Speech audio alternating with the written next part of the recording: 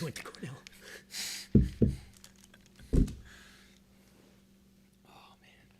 Coach Aiden, Rob, congratulations Thank on you. the win and on the playoff berth. We'll start with opening questions from each of you, opening statements from each of you, and then take questions. Go ahead, Rob.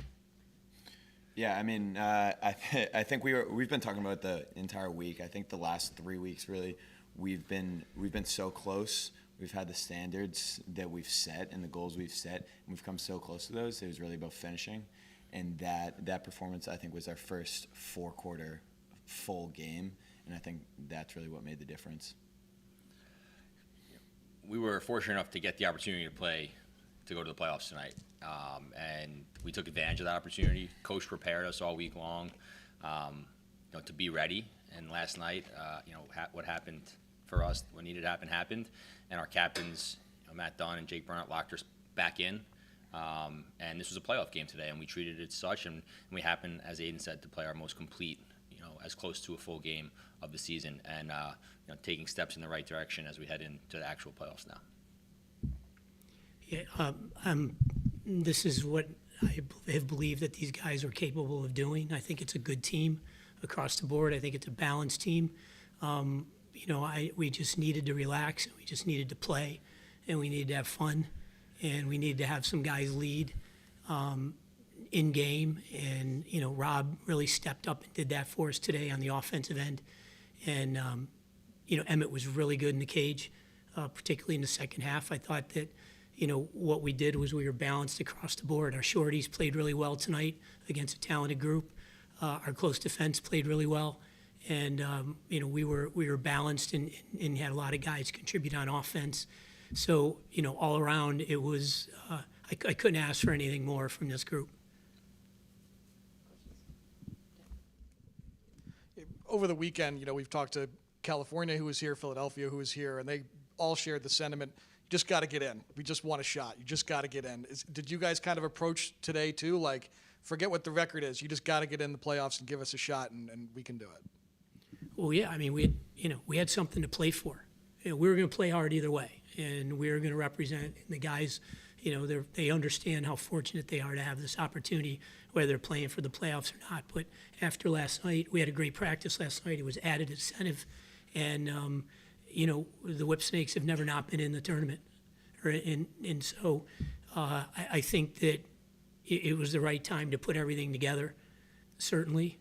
And yeah, we were playing to get into the playoffs, and it looked like it. Just have to find a way. It's as simple as it is, and to get in, and we found that way. We knew it was a playoff environment tonight. And yeah, I mean, listen, you'd like to have a better regular season, but as you said, you just got to get in, and anything can happen. And we'll see what happens in 2 weeks. Yeah, I mean, the PLL, small league, I think every single week anyone can beat anyone, but especially when you get into the playoffs, that's even more true. So yeah, we definitely did approach it that way. Were there any particular weaknesses you saw with the Cannons defense that you're able to capitalize on, or was it more so just a matter of your own offense clicking and in your own groove? We always focus on ourselves and making sure that we're doing our job and we're moving off ball, dodging hard with the ball, shooting good shots. I think it's always been more about us all season long, and certainly going into tonight's game, it was about us. Obviously, you always study their defense, but it was more about us tonight, and we executed our game plan offensively, and we shot better than we've been shooting all season. So, in a high-stakes game like this, what does Nardella's 61%, 10 ground ball performance do for you guys and your confidence during the game as the face-off unit is making plays? I mean, I think it's huge in terms of these games can swing so quickly, and to stop a team's momentum by continuously winning, giving the defense a break. I know that a lot of times we've kind of kicked ourselves on the offensive end for giving the defense a hard time when they have to go again and again and again by turning the ball over. And I think Nards does his job extremely well by keeping the ball away from that end of the field. Yeah, it doesn't hurt when he scores 2 goals too. Yeah. And he's a really good leader too. In the locker room, he's one of the voices, constant voices. And when you have a lead like that, especially in the fourth quarter, you have so much confidence in them. You know it's going to be tough for them to go on a run and get back into it. And he did that today. Other questions? Coach Matt Brandow is now leading the league in terms of midfielders with total goals at 22. What has kind of been the way that he has fit into this offense from a scheme perspective? You see him behind the net, in single inverts. You see him, scoring down the alley. I guess what has allowed this team to unlock all of this out of his game? Look, I watched Matt a lot in college and was interested. Unfortunately, I was happy to have the opportunity. He's a Swiss Army knife. He does everything. He plays with the ball. He plays with off the ball. He sets great picks. He goes back and plays pretty good defense. He's really smart. Like, the kid knows the game. He watches a lot of film, but he's also a student of the game. He's athletic, and if you watched him in college, he didn't score all of his goals by running by people. He scored them in a lot of different ways, and he's done that for us. I mean, to the point where, honestly, we've kept him off of attack because he's such a matchup problem and opens things up for everyone else at the midfield. And he just, again, he's as well-rounded a player as I've coached or been around in my career. Questions on Zoom? Dre? Hey, Rob, this one's for you. So, you really had the team fired up tonight, and you're one of the veterans that the team really rallies behind. What would you say that you've brought to the Whipsnakes this season that they might not have had prior? And what's it like being able to elevate the people around you?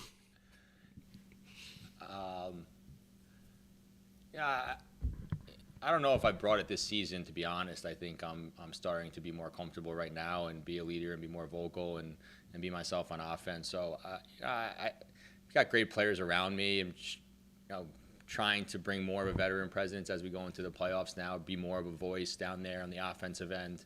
And just assert myself a little bit more offensively, put some more pressure on the defenses, but make smarter decisions as well. It's definitely been an interesting season for me, just playing wise. I don't think I played my best early in the season. Starting to play a little bit better now, but just trying to do what's needed of me at that given time. And right now, what's needed of me is to be a little more of a leader on offensive side of the ball, be a little more of a voice, and be smart with the ball on my stick. Look, Rob came through the door, and I learned a lot this year. Okay, you expect someone who's had a career like he has to just come through the door and just knock the door down. He's been very respectful. He's been reverent to the other guys who've been around. He has, kind of slowly inserted himself. The guys really look up to him. And, he's at a point right now where I think he's comfortable, and he is, when he's doing everything that we had asked him to do, or I felt like he could do when we had the conversation about bringing him over, honestly. And, it showed tonight. We needed that. We needed that leadership on that end of the field, and he's now making the younger guys better. Kyle? Yeah, for Rob and Aiden. Rob, Aiden finished this year with 29 points, 21 goals as a rookie. What has impressed you about Aiden this year, coming in and really, kind of flies under the radar in this rookie class of being consistently just present and a consistent performer for you guys? What have you learned from Aiden this year as a rookie? And Aiden, what have you learned from Rob as this season's progressed to really help you develop as a pro? We saw it in training camp. I mean, day one, I think Coach and I were in a press conference talking about him, and he has the green light. We said it back in June, and he still has the green light, but he's gotten better all season long. He plays confident. He can shoot the ball both hands. He's just so impressive to watch. He's physical out there. He can play from the left side, the right side. He's such a complete player. He plays behind. He plays above. He could be midfielder of the year this year if he was playing midi. He came down to attack. He made that adjustment, and for a rookie to do that, it's just impressive. And he's incredibly mature for a rookie. And he's come in and filled a big role on this offense, and that role continues to grow. But it's the playoffs now, so he's not a rookie anymore. Yeah, I think there's a lot of stuff on the field that obviously I've been watching Rob since I was young, but but I think that there's plenty of stuff on the field, like approaching, dodging, schematics and stuff like that. But I think that our paths have kind of been parallel this season. He's come into a new team. I've come into a new team, and trying to figure out how to fit in on a new team from a veteran. And I think he's done it better than I've seen anyone else do. So I think that's the biggest thing: learning how to fit in, learning how to find your role on the team. While they might be drastically different as a veteran and a rookie, but yeah. I've been watching Rob since I was young too. Chris? Coach, you had a back and forth first and second quarters in this one. What was the message or point of emphasis that you really wanted to get across to the team at halftime? I thought it was a good first half. I mean, it was what you would expect, kind of playoff intensity, two good teams. They had to win. They obviously tough night last night, but they got taken down to the wire. So we got in at halftime, and we just, a few minor things, and it wasn't necessarily adjustments. It was things that we just wanted to go to that we recognized were working in the first half. A couple little tweaks on the defensive end, and just to maintain the intensity, actually ratchet up a little bit here for the last 24 minutes. No magic, just conversation, adjustment, finding out who was comfortable with what. And again, just executing. We talked a lot at halftime about just maintaining the discipline and just doing your job. And we really talked a lot about ownership, right? Everybody take ownership of their role in what they need to do. And we really did that. And that's something that, is going to serve us well. And look, I do believe, obviously it came down to the last game of the year, but, if we were able to learn from all the things we did during the regular season and we can improve and get better from that, then it is a success. And tonight I felt like we improved on all those things that we've been talking about and learning about over the last 9 weekends. Miles? For Aiden, just to go off of Kyle's point, your 21 goals this season are the most as a rookie in Whipsnakes history. I was just wondering if you could put into words the confidence that you've gained in your rookie season so far and what you're looking forward to entering the postseason. Yeah, I think that coming in, I had confidence just because I've been playing for is more of a continuation of my college season, but there's still a lot to adjust to, like the shot clock and stuff like that. So I think by like week 3, I started to feel a little more comfortable. And then out in Chicago, I don't think I had my best effort. And I think that was a real motivating factor for me in terms of less so confidence, but just being really aggressive on every single play. And I think that was sort of the switch for me. Chris? Yeah, Rob and Aiden, wanted to ask about kind of your mental approach to a game like this. Obviously knowing everything that was on the line, final game of the season, doing it all in Boston. Do you want to treat it like every other game, or does that kind of go out the window and you do approach it differently? I think there's no other way to approach it differently. I mean, we know it's at stake, and you say you want to treat every game the same, but it's just human nature. It's just not. And there was certainly, from the start of the week with Coach and getting on and him, telling the message that he believes in this team and this group of guys, and preparing us, from film from last week, the scout this week. We had a different energy around the team this weekend, and I think we went into this game. I don't want to say knowing that we were going to win. Really, we were confident if we played our game, we played what we were capable of, we were going to come out victorious. And there's definitely a heightened sense of urgency when it comes to a game like this, and a little bit more focus. And maybe that's what we needed. I don't know, but it's certainly a great point in the season for us to get that win heading into Minnesota. Yeah, I think games like this kind of pull the best out of this team. I know that for me, just being from here, playing here in high school a couple of times, club tournaments, and then having a lot of my family and friends here was really cool. But just the opportunity to play in the playoffs for the first time for me, and put a lot of these veterans in the position where they can continue playing was the motivating factor. And like Rob said, you want to approach it the same way, but you can't necessarily try to block out those feelings. Last question, Dan. But for all you guys, you know your opponent in Minnesota is going to be Philadelphia, team you split 2 games with in the regular season. What, if anything, do you bring from those regular season games forward to the playoff matchup with Philly? Look, there were 2 teams that are familiar with each other. Obviously, as Rob said, any day, anybody, we'll game plan for them, just like we do for everyone else. And I'm sure they'll do the same with us. Again, familiarity is certainly, something that is helpful. At the same time, you throw Kirst into the lineup and he's a handful and, something else to worry about and think about. But for us, I think, and it's not a cliche thing.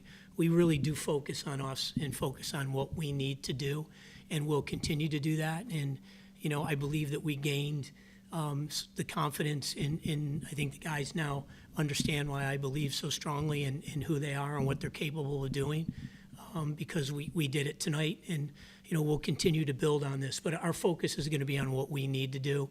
We'll talk a little bit about, about the Water Dogs, but a lot of it is really focusing on us. Yeah, I agree with Coach. The one thing is, we have a veteran, experienced team. It's won championships, and the Water Dogs, they've won championship, and we got a lot of older veterans on that team as well. So 2 teams that are mature and have been there before and know how to handle this type of situation. So, it should be a great game. Yeah, I got nothing to add. Thank you, guys. We'll see you in Most Minneapolis. Aiden's ever said anyway, so he's getting out better. of, He's getting he's better out at of these. words. Enjoy the one. Thank you.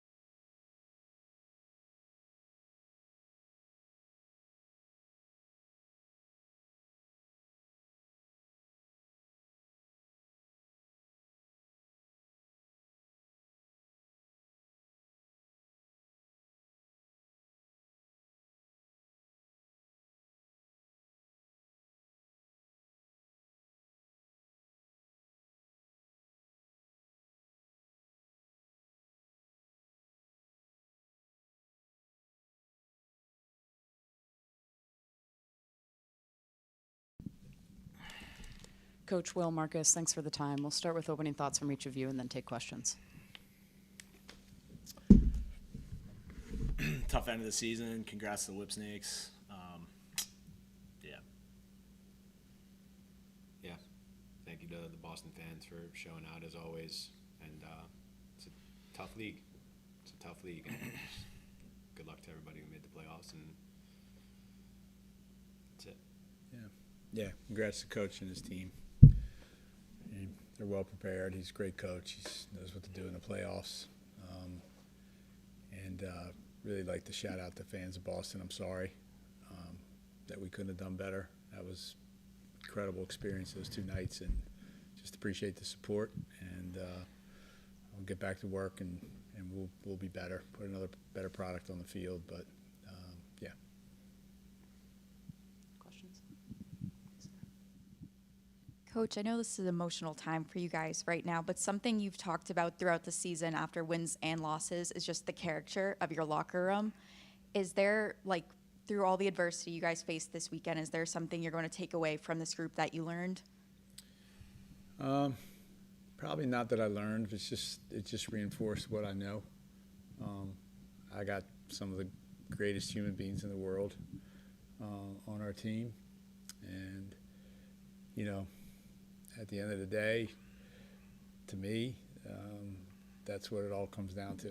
So there's not a guy in that room that I would trade for any other guy in this league. And I'm proud of them, always proud of them. They work hard. They're good people. They care for each other. And they care about the sport. And I'm just sorry I can't figure out a way to get over this hump. But we will. Just got to keep working, but nothing that I didn't know, and just reinforces everything that I believe about our guys and what we have. So, Coach, tie game at half. What do you think changed for you guys in the second half of that game? I don't know. I think I'll have to look at the film a little bit. We it's a mantra in our team. It's halftimes are always 0-0, and we just can't seem to, last few games and a lot this year, we just didn't seem to come out and make the plays right at the beginning of those halves. And I thought tonight a little bit we looked a little slow. I think last night was an event, and I thought we could fight through it. And I think we did in the first half, and I thought in the second half we looked a little slow. There's some loose balls that we didn't get to, and bounces, and so no excuses. Everybody had to play 2 games, right? And so I don't think there's one thing, Dan. I think it's probably a culmination of things, and it'll be something that I look at and what we do at halftime. Is it the right thing? Are we not getting out early enough? So you start thinking about all those different things. But and credit to the Whipsnakes. They made plays when they had to make them, and that's part of this deal, right? We had 2 straight possessions to start the third. We didn't score. They had 2 straight possessions to start the third, and they did score. So that's the way it goes. Will, what does it mean to you to be out there in a Boston uniform in front of the home crowd after your long career, all the way from UMass, your previous history with the Cannons? Yeah, honestly, it's just another year. I'm always grateful to just be on the lacrosse field. But it is special here for me, just since 2013, a lot of years, and now a new version of it, with these guys is nothing better.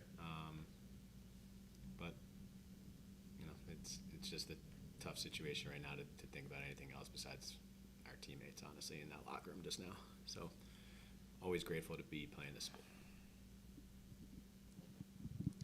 Coach, you had Connor Kurse taking faceoffs, being the attackman in that offensive zone. If you lose the draw, playing offense, defense, with the short roster and the short turnaround, could you just talk about everything he was able to do for you this weekend? Yeah, he's Kurse. He plays. He wears. How many hats is that? A lot of hats. And he does it with a smile on his face, and he's a warrior, and he'll do whatever you ask him to do, and just really proud of him for the effort. And Questions? Go to Zoom. Kyle? Yeah, for Marcus, you had 5 opportunities this season to be back out on the field with Will, just how, you guys have a very well documented friendship throughout, your lacrosse careers. Just every time you've gotten a chance to suit back up with him, with this iteration of the Cannons, how fun was it to just, feel like, two young guys back out there on the field again and kind of, have your friendship on display while playing a sport you both love? You're saying we looked young out there? Hell yeah. No, I don't know about that. No, but it's been cool. We've, we had a great chapter together out in Utah. Just growing up as adults with the sport of lacrosse, like as the glue, and just grateful for our friendship. And we put Willie in the lineup, and we were on pace to be the number one offense in the league, and I think we'll probably finish up third. I don't know, that stuff doesn't really matter, but Will does a lot, obviously, for a team setting in the offensive unit. Obviously, he can shoot with the best of them, but just his professionalism and his, willingness to be ready to go and do whatever's asked.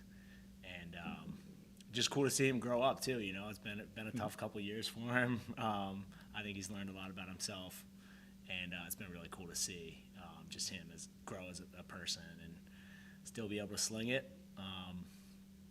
But yeah, I know we both wish we were still playing, obviously, but yeah, thanks for asking. Dre?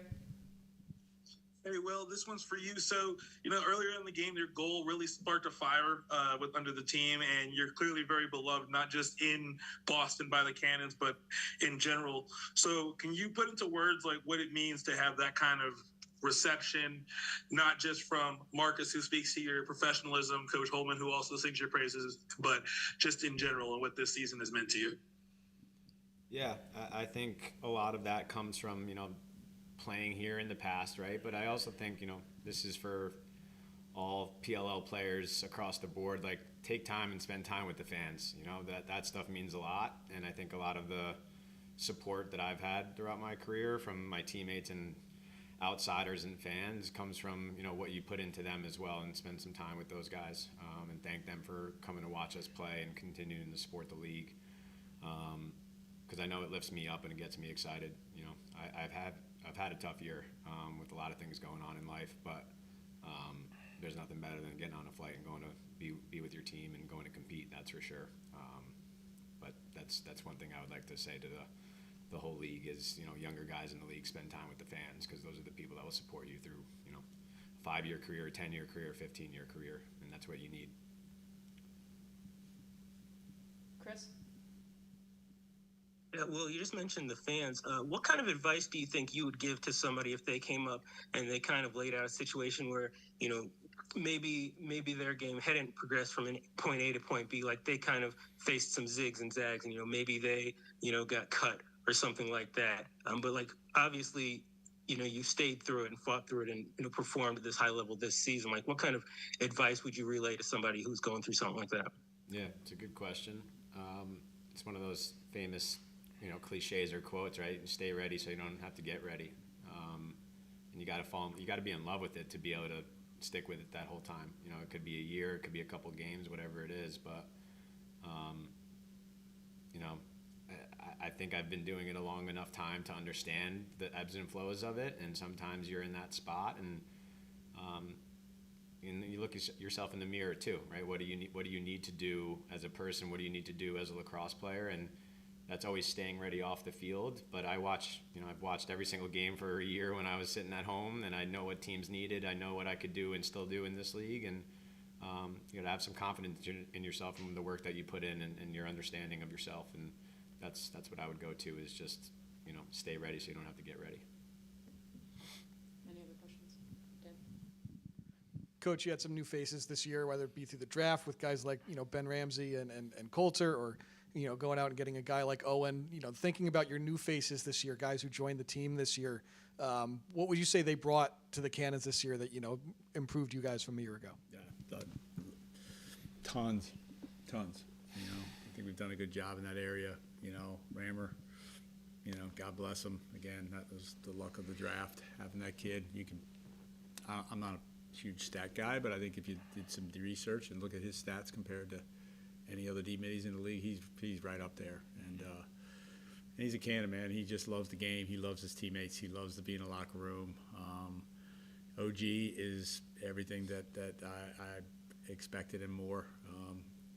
Just he's going to be a force in this league. This is his first full year of playing in the PLL, and he just got better and better and better as the season went on. So I'm really excited about that. And all the young guys, man. We had some guys, Graydon Hogg and Brian Kelly.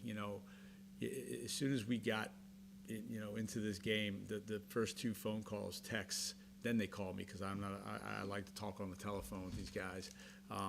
They're like, Coach, we're going to be there. We're going to be in Boston. It had nothing to do with playing and whatever. So I got them a room, and they were with us all weekend long. And so I'm excited, man. There's a lot in front, but not ready to kind of process all that at this point. But all those young guys, and then Coulter, having him to lean on and Asher. I mean, you can't have a better training ground for a young man to understand what this is going to take to perform in this league. And I think he did really, really, really well. And then I think took that week and set it back a little bit. And I think that's when it all started to kind of come together with him a little bit. It's like, oh shit, yeah, this is what this is about. So future's bright with them, all of them. I think they all can play in professional lacrosse, and excited to see what it ends up being like. So thank you for asking. Thank you all. I appreciate the time. Thank you guys. Thank you. Thank you for the